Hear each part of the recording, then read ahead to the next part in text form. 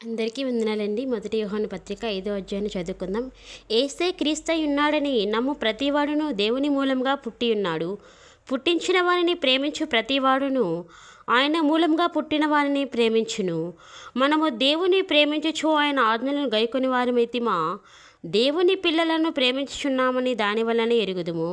మనమైన ఆజ్ఞలను గైకొనుటే దేవుని ప్రేమించుట. ఆయన ఆజ్ఞలు భారమైనవి కావు. దేవుని మూలంగా పుట్టిన వారందరినూ లోకమును జయించుదురు. లోకమును జయించిన విజయము మన విశ్వాసమే. యేసు దేవుని కుమారుడని నమ్మువాడు తప్ప లోకమును జయించువాడు మరి ఎవడు?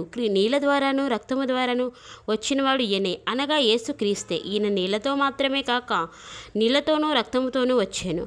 ఆత్మ సత్యము గనుక సాక్ష్యమిచ్చువాడు ఆత్మయే. సాక్ష్యమిచ్చువారు ముగ్గురు, అనగా ఆత్మయు నీళ్లును రక్తమును, ఈ ముగ్గురు ఏకీభవించి ఉన్నారు. మనం మనుషుల సాక్ష్యం అంగీకరించున్నాము కదా, దేవుని సాక్ష్యం మరి బలమైనది. దేవుని సాక్ష్యము ఆయన తన కుమారుని గూర్చి ఇచ్చినది. దేవుని కుమారుని యందు విశ్వాసం ఉంచువాడు తనలోనే ఈ సాక్ష్యము కలిగి ఉన్నాడు. దేవుని నమ్మనివాడు ఆయన తన కుమారుని గూర్చి ఇచ్చిన సాక్ష్యమును నమ్మలేదు గనుక అతడు దేవుని అబద్ధికునిగా చేసినవాడే. ఆ సాక్ష్యం ఏమనగా, దేవుడు మనకు నిత్య జీవమును దయచేస్తాను. ఈ జీవము ఆయన కుమారుని అందున్నది. దేవుని కుమారుని అంగీకరించేవాడు జీవము గలవాడు. దేవుని కుమారుని అంగీకరింపనివాడు జీవము లేనివాడే. దేవుని కుమారుని నామమందు విశ్వాసముంచు మీరు నిత్య జీవము గలవారని తెలుసుకున్నట్లు నేను ఈ సంగతులను మీకు వ్రాయిచున్నాను. ఆయనను బట్టి మనకు కలిగిన ధైర్యం ఏదనగా, ఆయన చిత్తానుసారంగా మనం ఏది అడిగినను ఆయన మన మనవి ఆలకించునన్నదే. మనమేమి అడిగినను ఆయన మన మనవి ఆలకించునని మనం ఎరిగిన యెడల మనం ఆయనను వేడుకొనినవి మనకు కలిగినవని ఎరుగుదుము. తన సహోదరుడు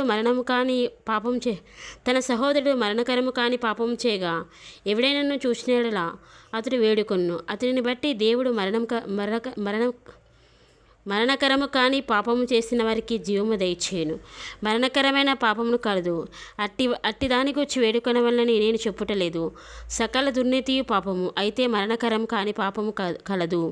దేవుని మూలంగా పుట్టిన వాడెవడును పాపము చేయడని ఎరుగుదము. దేవుని మూలంగా పుట్టినవాడు తను భద్రం చేసుకుని గనుక దుష్టుడు వాని ముట్టడు.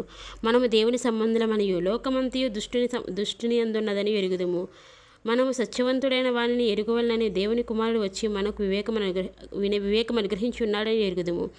మనము దేవుని కుమారుడైన యేసుక్రీస్తునందున్న వారమే సత్యవంతుని అందున్నాము. ఆయనే నిజమైన దేవుడును నిత్యజీవమునై ఉన్నాడు. చిన్నపిల్లలారా విగ్రహముల జోలికి పోకుండా జాగ్రత్తగా ఉండండి.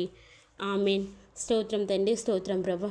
విన్న వాక్యాన్ని ప్రభా మా హృదయమందు ఫలింపచేయండి ప్రభా. నాయన వాక్యాన్ని విన్న బిడ్డలకి నాయన మీరే మెండైన దీవెనలు ఆశీర్వాదములు దయచేయమని యేసు నామములో ప్రార్థించి స్తుతించి వేడుకుంటున్నాము తండ్రి. ఆమేన్.